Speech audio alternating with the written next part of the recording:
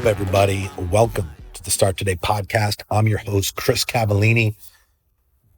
I hope you're well, and I hope everyone is important to you is healthy and staying strong. But today, guys, we're going to get right into it because I have something that I want to talk about. All right, I got something that I need to get off my chest, and out of respect for your time and my own, I'm just going to get right to the point. 77,212 dead. All right. That's the death count in the US from the coronavirus pandemic at this time when I'm recording this, which is May 8th, 2020. And you're hearing about it. It's on every station. It's on the front page of all the papers. And you can't search the internet for more than 20 seconds without coming across something or someone talking about it. But there's another pandemic that's going to happen this year in the United States, one whose body count will more than likely be a minimum of 3 times greater than the current pandemic.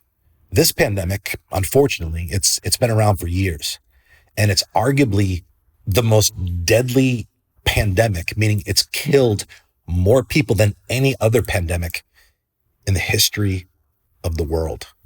It's killed millions of people in the United States over the last decade and over 300,000 people last year alone. It's going on right now. It's all around us, hidden in plain sight. And this year, it's going to kill more people than it ever has.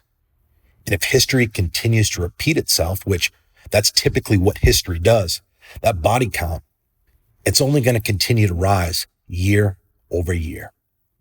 I'm talking about the obesity epidemic, right? What is a pandemic, right? Like we're hearing this word, it's being thrown around so much, but what is a pandemic? Well, the definition of pandemic is a disease that's prevalent over an entire country or the world. So how could something so deadly and preventable, mind you, just be brushed under the rug? Okay, why isn't this being talked about in the mainstream media? I mean, right now we're shutting businesses down, quarantining people. There's all kinds of stay-at-home orders in place for this new pandemic. So why doesn't the government just order people who are literally eating themselves to death to have their jaws wired shut? Well, that's because the obesity epidemic is big business. How big a business? $190 billion a year big business. All right, I'm just going to come out and say it, guys. And, some people might not like this. These are the type of things that people don't talk about. These are the type of things a lot of people simply aren't aware of. But I have an obligation to inform people, to keep people well informed and through that information and education, help them. In this country, okay, well, this country, like all other countries around the world, we depend on revenue, money, cold, hard cash to operate, thrive, and to solidify our place in the dominance hierarchy.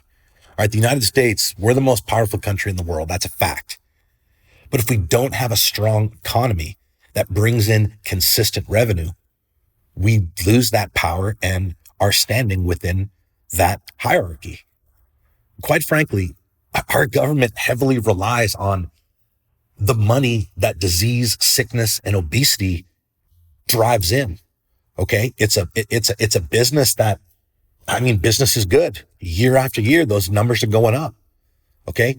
This is just how the world works, people. Okay. The government, in their defense, they're not forcing anyone to eat themselves to an early grave. Okay. All the information is out there to inform people of exactly what happens if you don't make your health your number one priority. All right. You probably heard it from your doctor.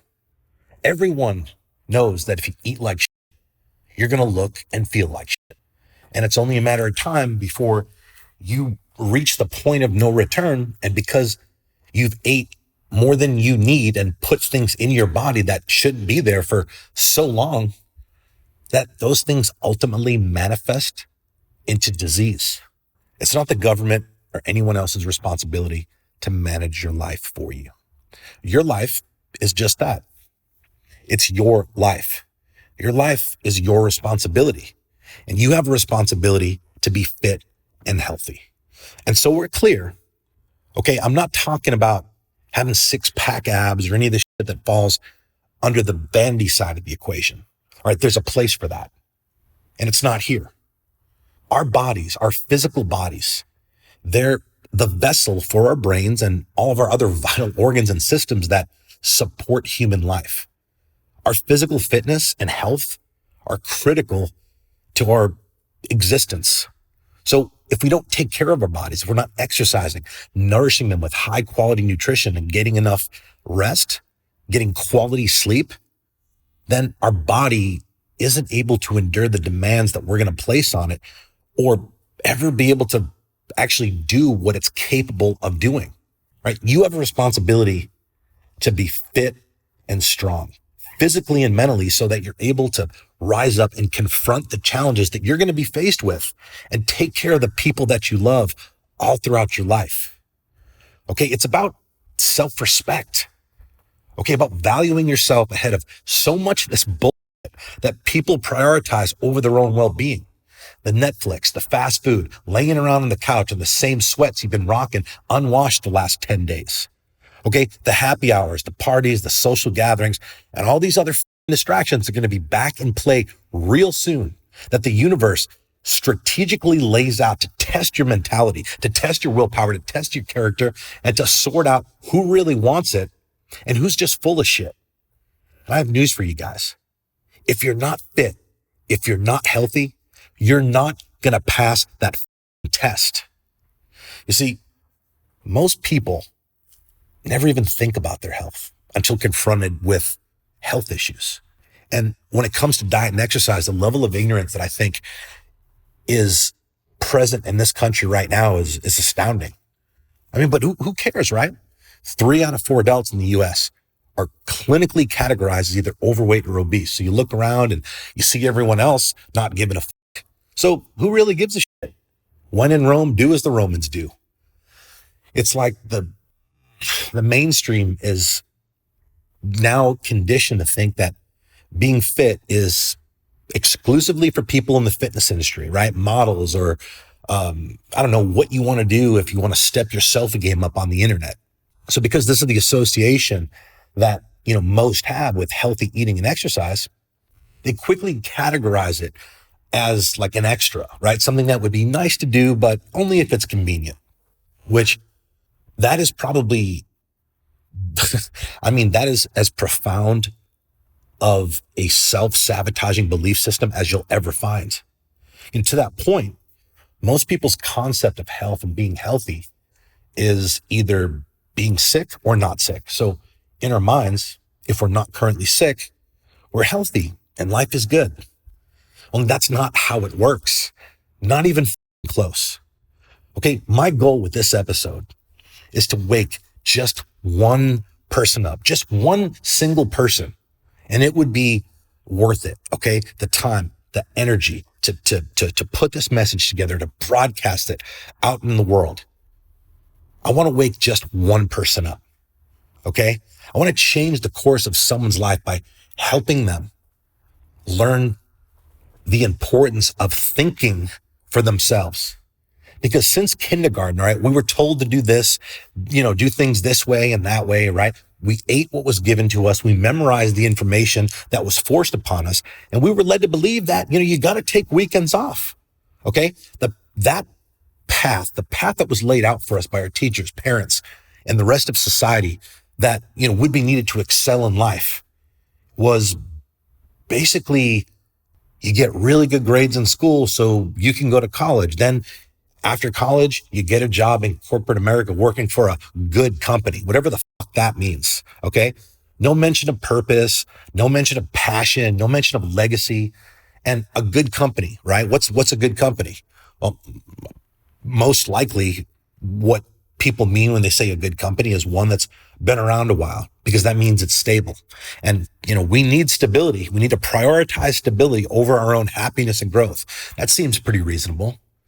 And then after you get that corporate job, then you get married, you have kids, and then you work, miserably until the age of 65, at which time you would have reached the golden years and hopefully be able to live off your pension. That, if you're lucky, will allow you to keep your head just slightly above water.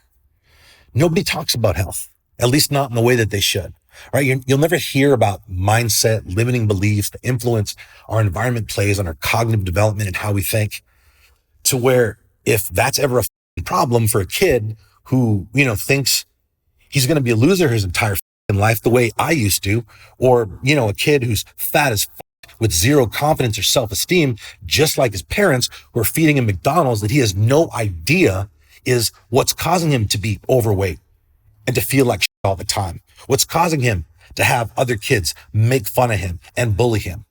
Okay. If we were at least given insights on these things in our early years, at least there could be some sort of attempt to do something about it before it's too late. But that's not the world we live in. Okay. Our life is our responsibility.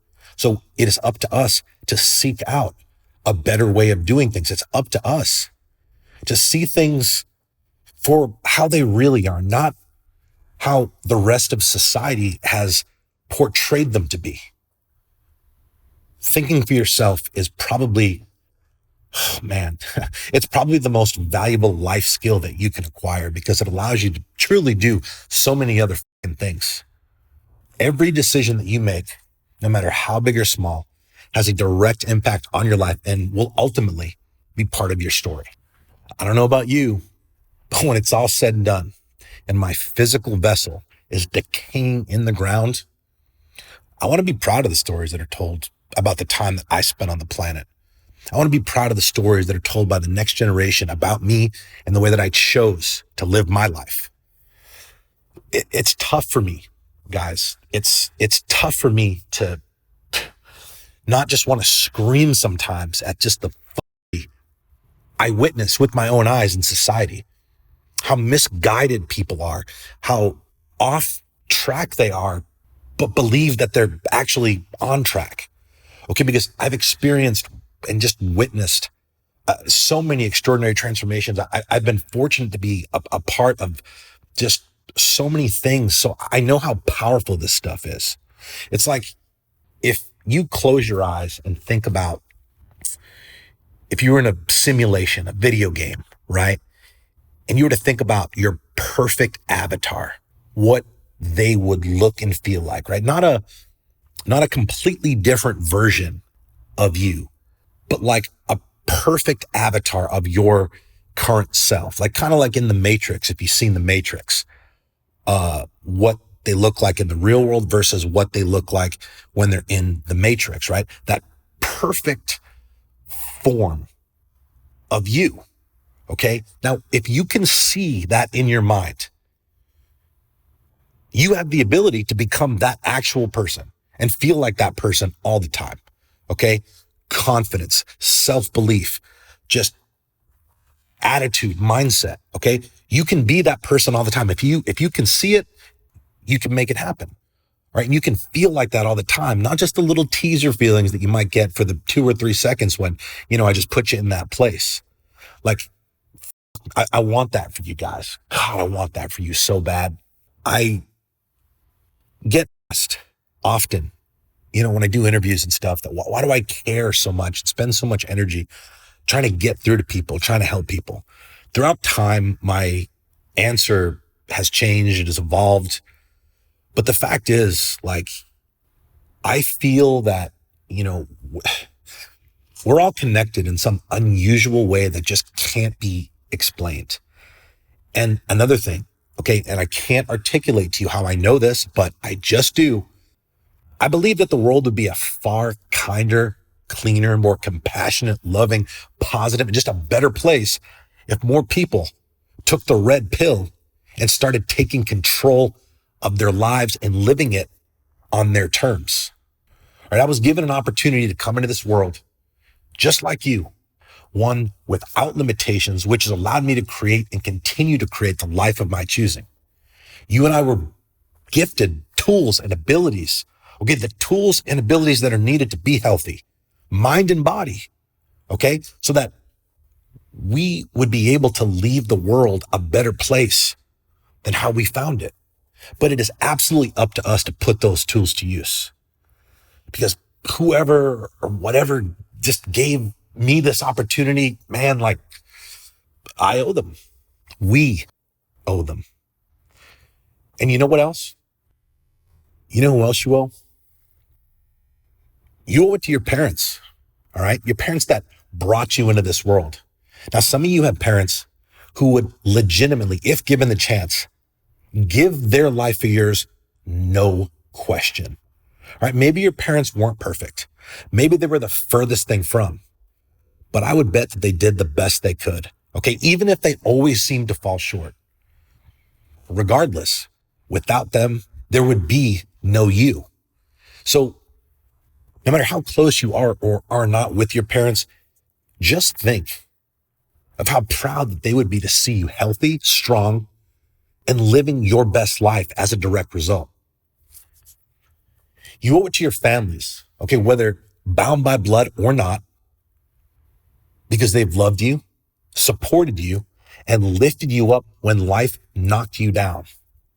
How will you repay them?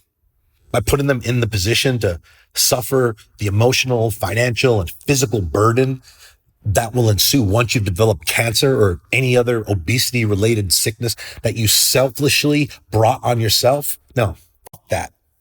They deserve better. They deserve better from you. Your girlfriend, boyfriend, husband, or wife, let's talk about them for a second. All right. Do you think you owe it to them to be healthy? I would say they deserve the best version of you, nothing less, zero room for compromise.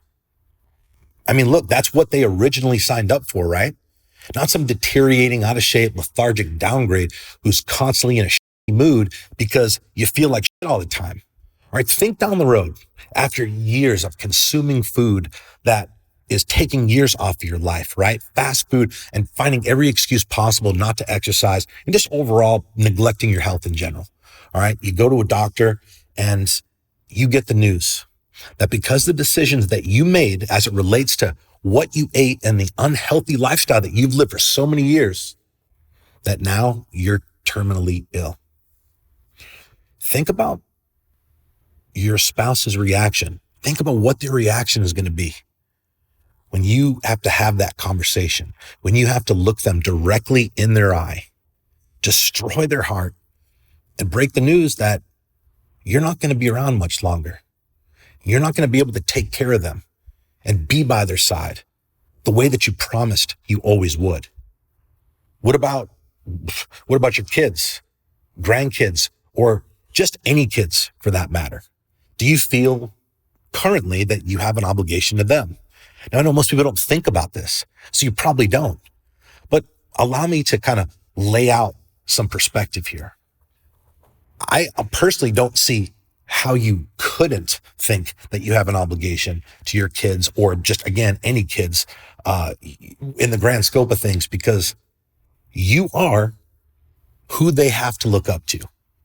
You are who they look up to. And whether you like it or not, okay? You're their real life superhero. That's just how it is, which means they're going to follow the example that you set for them. And they're going to do so believing that it's the right thing to do and in their own best interest. To add to this, okay? If you're not taking care of yourself and you're not healthy and you have kids, you're going to 100% pass along poor genetics and predispose them, put them at higher risk of obesity, disease, depression, low confidence, and just an overall like a shorter life expectancy. Not only is this negligence, okay, in my opinion, I also believe a strong argument could and should be made for it being child abuse. All right, what else? What's going on in the world right now? Oh, that's the frontline workers. All right. You owe it to the frontline workers out there right now. All right. The docs, the nurses, the physician assistants, first responders, law enforcement, and everyone else out there who's bringing the fight directly to the coronavirus, putting themselves and their families at risk every single day. Not to mention, okay, living in a constant state of just stress and uncertainty with this whole mess. You owe it to them because as the research is now showing, overweight and obese people are at a significantly higher risk of severe complications and death as a result of COVID-19. And hey, look, no huge surprise there. None at all. All right. But here's the thing. There are children and there are elderly who need the care and energy of the first responders, of the doctors and the nurses. Okay. They need it a hell of a lot more than individuals between, ages 25 to 55 who made the choice to destroy their own health and make themselves a significantly higher liability by not valuing and taking care of the one and only body that they were gifted coming into the world.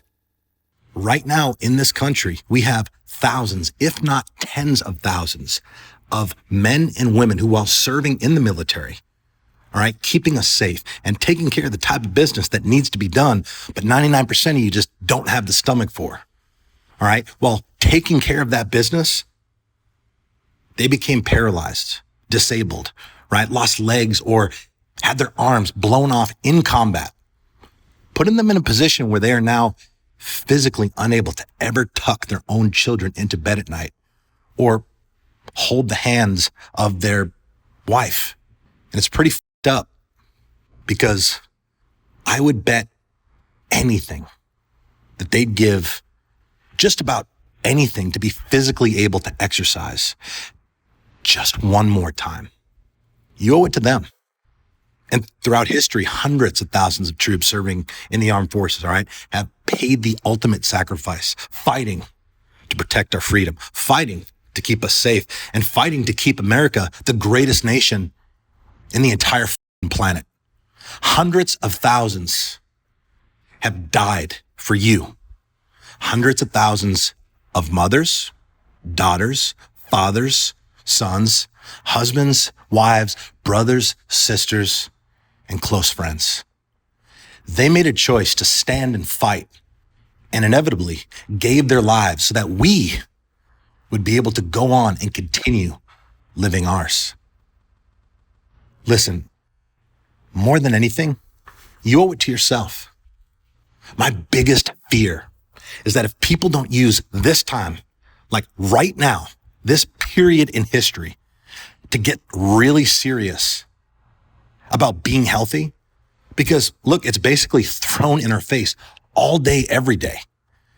If we're not going to do it now, then I'm afraid that so many are just going to become part of another horrifying statistic. The question that I have to ask is, if not now, then when? The time for change is right here, right now. Guys, at this point, I'm begging you, please start today.